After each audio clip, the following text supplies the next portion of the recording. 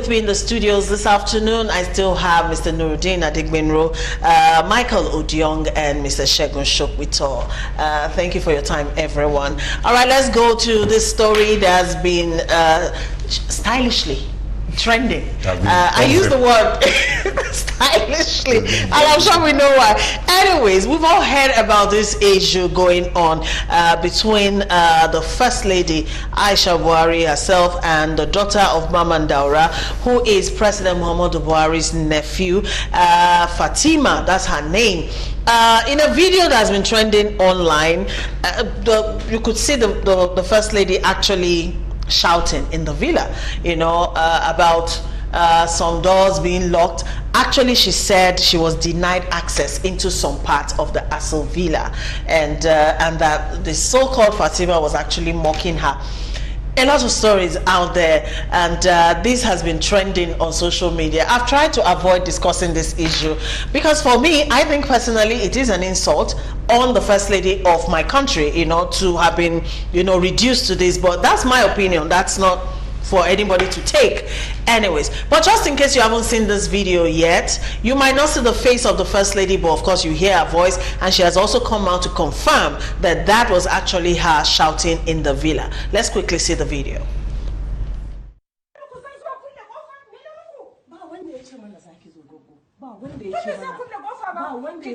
This is the villa. We have over 200 soldiers guarding us, 200 policemen guarding us. Why do you have to lock this door? What for? What for? Enough is enough. Enough is enough. Let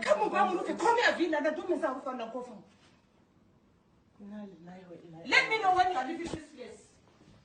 Let me know. Enough is enough.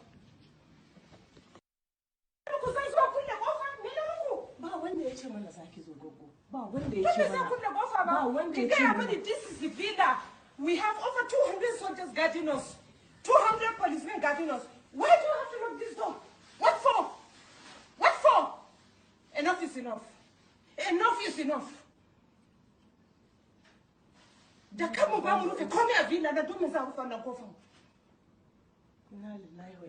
me know when you are leaving this place. Let me know. Enough.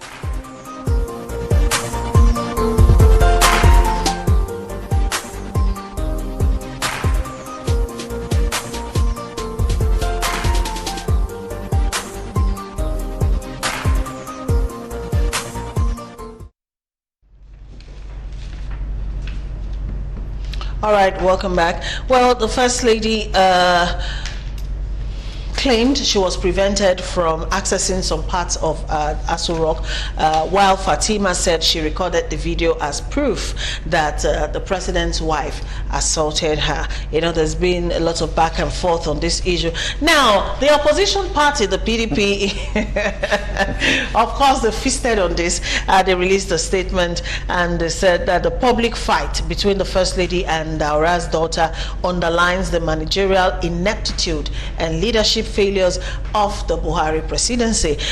They also said the chaos in the villa further exposes the Buhari presidency's poor management of issues and highlights why it has failed monumentally in delivering on any of its responsibilities in governance, thus leaving our dear nation in a shambolic situation in the last 5 years. Of course, that's said as an opposition should say it, but what do you think? But one thing there is this. Somebody said that, what is the problem of journalists? And Buhari did not have, and Aisha did not have their own life to live. Because he's our president. And Aisha Buhari is the wife of our president. They are public figure. So their life is much important to us as journalists. So that is the reason why whatever they do is a news to us. Of course. The issue of Aisha is into a lot of things. It doesn't, in fact, the video was in 2017. The lady in question, Fatima, there was a glass house. Ordinarily, I've been there once during the time of Obasanjo. That glass is meant for the children of the president living in the villa. But when the glass house. Yes, when one of the sons of Buhari had an accident. Yusuf. So when he was being flown back, he was to use that particular, although that particular glass house was given to Daura by the president. So by the time he now told Daura that, come, this boy is coming, and for the wife of the president to have access to his child during recuperation and the doctors coming in, that they can move to a bigger place in the villa. So, and that one now, according to Fatima, I said that the dad now said, okay, you people are going to move because so something. That on that day was the day they want to move, but they just saw the wife of the president shouting that who even gave you this and all those stuff. So that one now used stylish to just develop that. We don't know what has transferred between them, but what it really shows is this: Aisha Buhari, we know her as a vocal wife of the president will never have. But another thing is paining Aisha Buhari. What is that, please? One, you know, every woman, you know, in our constitution, there is no room for a first lady. And Baba has said that nobody is going to be first lady as I am the president, because it's not in the constitution. You remain wife of the president. That one alone is one thing. The second thing again is this: in the north, they don't like a wife that is vocal. And to some certain people, even those people within the family of President Muhammadu Buhari, they believe that she is too vocal. That one is one. So because of that, she has a lot of overruled. I beg to differ on this completely. Even though I'm the only lady at the table today. No. Oh, no. No way. Point of order. Your Honor. She's so big. And another thing, the family. I don't agree. I do not. Please let me hear someone else. For me, I think there is a greater risk in all this. Which is the security exposure. Absolutely. We might not see what this portends for this country, but it's a serious lapse in security. That in Aso Rock, the first lady can be recorded. And the video can actually, be leaked and go viral. Exactly. And nobody is taking responsibility for that. And even the person that recorded it is known. And yet the government is not doing anything about it. I think it's now very, very, very, very absolute that people can actually get away with a lot of things. So the fight against corruption is selective. Those who are hungry are selected. Those who will get infrastructure and international medical services are selected. Those that would run the economy are selected for their own selfish interests are selected. So at the end of the day, where is the hope for the poor man? No. It's very unfortunate. Very, very unfortunate. Whether Aisha is angry, First Lady, whether that is not the underlying thing here. The underlying thing is that we have exposed our security lapses. And if it can happen to the First Lady, it can happen to anybody. Exactly. That is very, very. I like the angle you came from. All right, let me hear Mr. Shokito. It's I like staying in the middle when it comes to political opinion. I really try to do that, but today I agree with the PDP statement 100%, 1000%. I think that this is, when we talk about body language and nuances and reading in between the lines to understand what is going on in a situation, this incident for the first time confirms the fear that a lot of us have had, that the president is not really in control of affairs of things generally. This is the wife of the president. The wife. I'm a married man and I have family members. My family knows how they understand where my wife stands, where I stand when it comes to my wife. You can't do that to the wife of the president and have the audacity to say it publicly that yes, I recorded the video. Like he was saying, you should be picked up. Whether you are a family member, you just breach the security code of the whole country. Exactly. You should be picked up, right? What is, excuse me please, Nigeria, what exactly is the official designation of Mamandaura in our governance structure that allows him why is to he, why live in the villa in Aso Rock for 4 years? My exact question. To the point where he has a house and we've been feeding him. The taxes I pay have been feeding a man that I did not appoint. Because the president, with all due respect to him as the #1 citizen, he's my appointee. He's your president's nephew. I voted for him. He's the my nephew. president. So now you can understand why people print call card. Yes, friend of the executive governor of so to the call card. Friend to the governor. Right? This is why.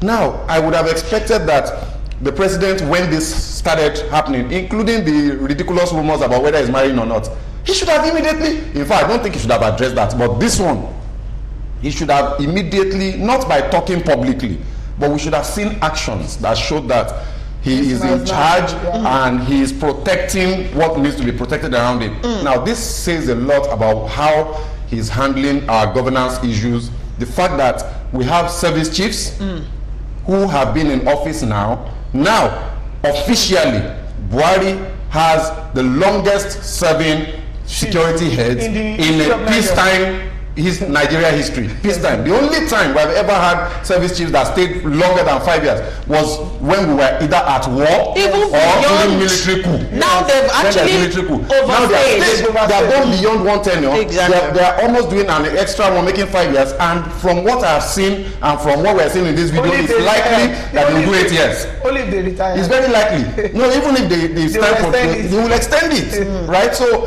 this is a very strong and disturbing pointer to the fact that the president doesn't take actions that rocks the boat.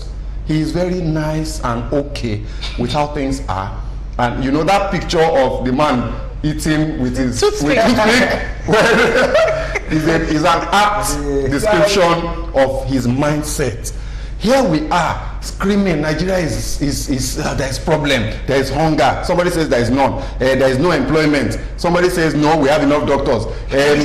We don't have road infrastructure. There is no power. And the president, to him, everything is fine. 30,000 naira minimum wage that is responsible for us not having roads. Everything is fine as far as the president is concerned, from the way we can see him reacting to this. So I would want to urge. Once again, I reiterate, it is an insult on the wife of the president. Nobody can afford that. But the thing there is this. Mr. Ashokriton, do you know that in Nigeria, all the governors, we don't just feed them. State does not only feed them, they feed their family members. Yes, go to every state house. You know those people living in that particular place. It's an aberration and it should not be planted in our faces. In fact, so they say that I know a governor. I will not mention his name. Please mention. For 4 years, he did not sleep one day. In the government house. I know the governor you're talking about. And all his family, they are in governor's house. I know one that he sleeps in Lagos. For 8 years. 8 years. He used to sleep in Lagos. Taxpayers' money. Okay, let's go to the viewers' parliament. Patrick from Ikeja says, I went for a wedding in Delta State. You need to see how children lick plates with leftover foods like dogs. And the incompetent minister says there's no hunger. If a president can't put his family together, I wonder how he intends to solve the problem of Nigeria. I am a married man and I won't take it lightly if my wife is ridiculed like this. And if the president is not taking any action, it's a shame. Patrick from Ikeja sent that one in. Emmanuel says, now wow, things is really happening. I thank God. At work. What are you saying, Emmanuel? Okay, moving on. He is hungry. This one is asking, where is the security again in Nigeria when this type of video is out? Don't be surprised that Boko Haram will soon knock on Aso Villa door. Benga Idowu from Barua sends that one in. Okay, Master Omotoye from Orile Agege says, suffering and smiling in Nigeria. Fela don't talk am. Nigerians are dying every day. Our government are just looking without any help. How much is 30K for minimum wage? compare with their sitting allowance both in upper and lower house. Is hunger at the next level in Nigeria, Master Omotoye? And he went on to say, when the head is good, the entire body will be good. First Lady of Nigeria is the eye-opener of what is going on in our country. Paddy Paddy government is a comedy in Aso Rock. Thank you, Omotoye, for that. All right, this other one says, I am sure... Okay, let me just read it. It says, I am sure none of you in that studio cultivated 1 square meter of any crop. You are waiting for imported food. You are lying. Because I know my own personal How can it be sure? How can it be sure? Well, I'm not a farmer, I'm a broadcaster, but I do not eat imported food. And even apart from that, some of us, you don't know what we do personally. Exactly. You don't know. This is part of the problem. That is part of the problem. Maybe it's hungry. I cannot want to eat apam and then you tell me it's imported. I don't eat imported food. Oh, vegetable. I'm not a farmer, though. Okay, let's read a few more. The government should scrap the Ministry of Agriculture since the so-called minister says Nigerians are not hungry. And the people he was addressing have bloated pot belly, which is his yardstick to determine hungry people and overfed people.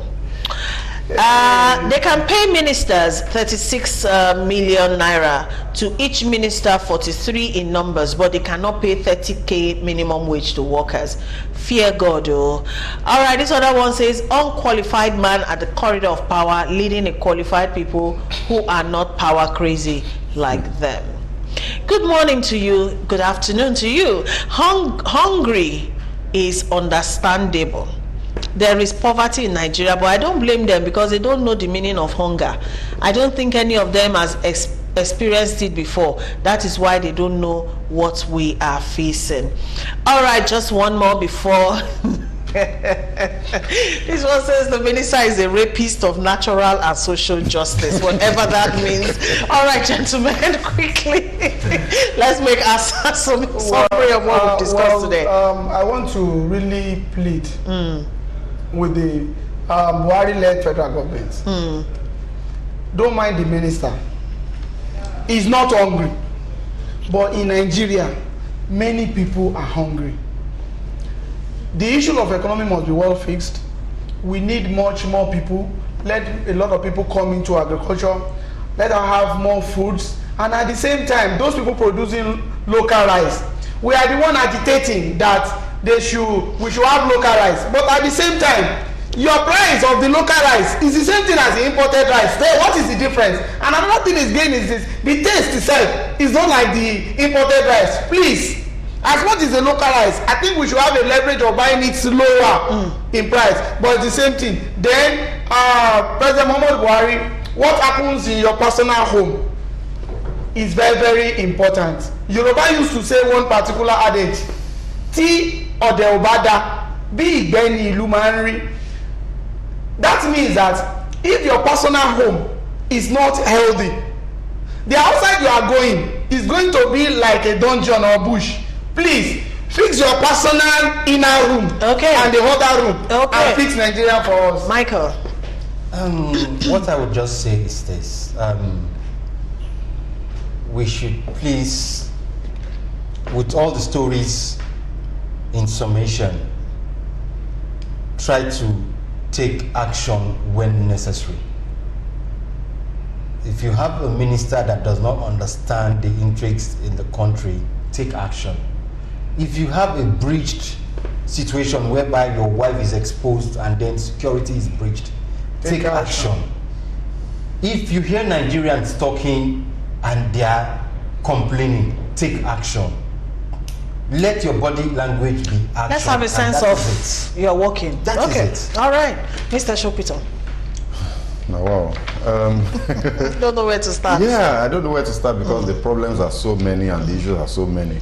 I think I'll just say that according to Action Against Hunger, 2,374,412 people were assisted with food just this year alone, according to the Action Against Hunger. So for the minister, we do have a hunger problem in this country.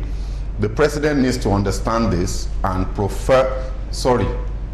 fire this our gentleman. Honestly, he's shown that this is very serious. He's shown he does not understand the issues. Because, you know, like we're saying off air, I checked and listened again and again to the interview. I read the transcripts to look for context, whether there is something in what he was saying. Underlying meaning. And I just couldn't find it. It just shows that he doesn't understand the problem he was employed to solve, and it should be eased off. We don't hate him. Okay. He should just go so that somebody else that can do it can come on board. Yes, well said, everyone. Thank you for coming out this afternoon. Thank you, Mr. Adegbenro Nuruddin. Thank you, Michael Odiong.